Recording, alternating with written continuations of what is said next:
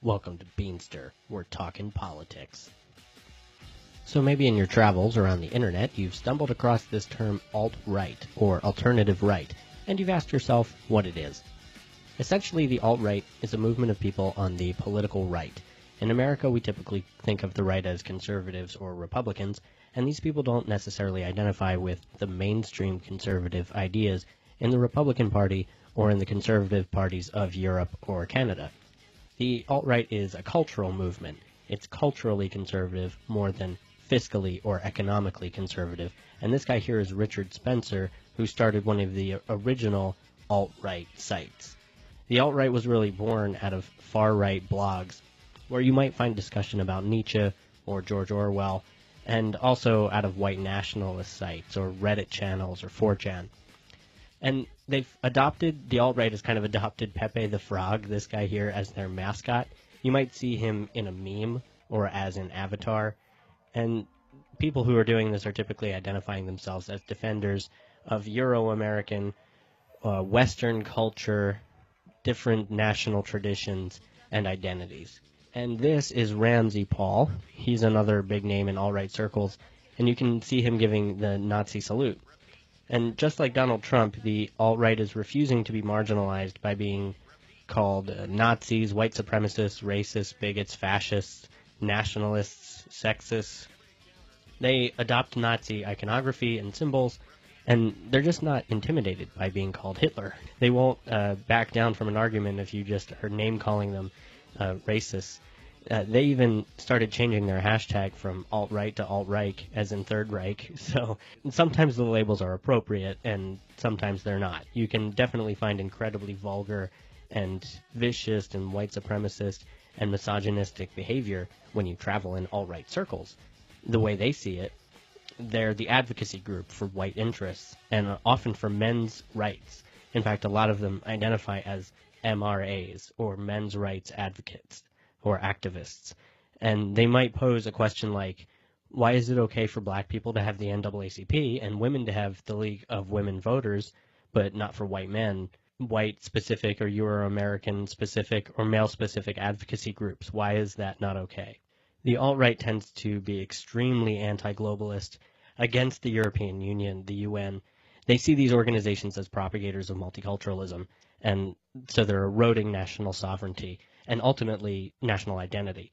So you can see this picture of Joan of Arc standing in front of a French flag, blowing away the flag of the EU, and the sign says no to Brussels, yes to France, or something like that.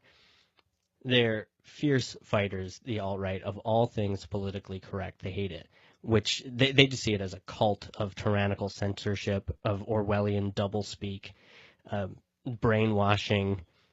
Though to be fair, there has been a pretty strong rejection of political correctness on the left, or maybe we could call it a critique of political correctness on the left. But the alt-right is very committed to avoiding political correctness and just being vulgar and racist and sexist. The sexist element is important because the alt-right tends to emphasize strong masculinity, a sort of embodiment of Nietzsche's Übermensch or Superman.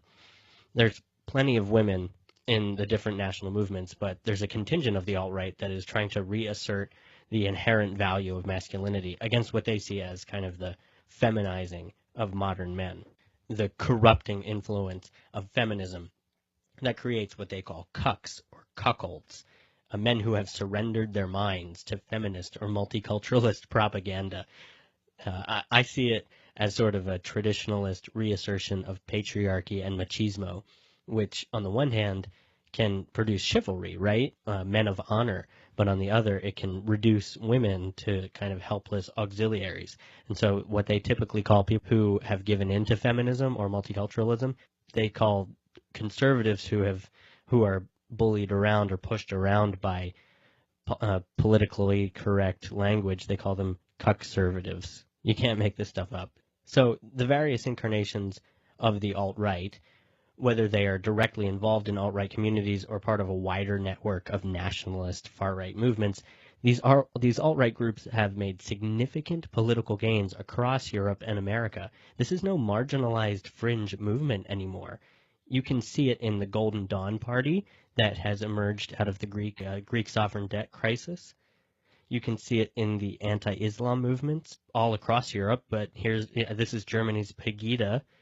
You can see it in France's National Front, which is led by Marine Le Pen. The UK is a bit of a different animal. There's clearly a strong British nationalist sentiment that's represented by the so-called Brexit movement. So the British nationalist movement involved in Brexit, this is London's Mayor Boris Johnson. He's a major Brexit advocate.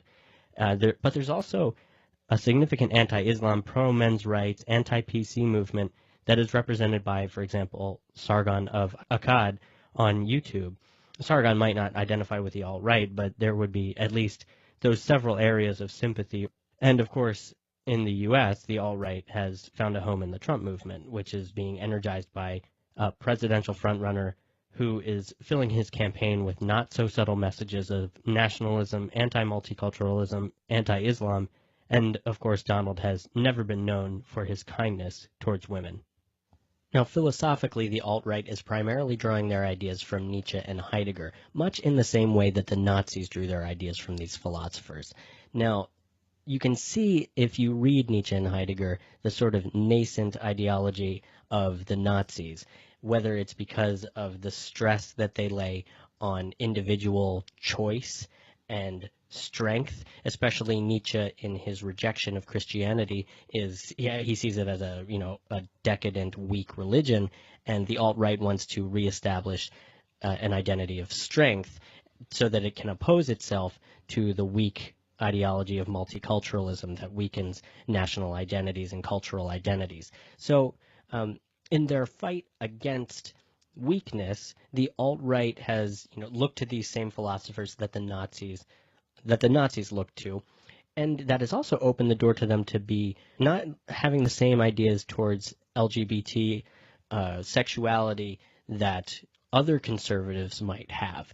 The alt-right is a very mixed bag. You might get some traditional people who would reject alternative sexualities, but on the other hand, you might have alt-rightists who reject Christianity and therefore reject the sort of heteronormativity that comes with Christianity. So if you're talking to an alt-right person, you might not be talking to a homophobe. In fact, there's a decent chance that their understanding of sexuality is as liberal as any person who would be a progressive in the United States.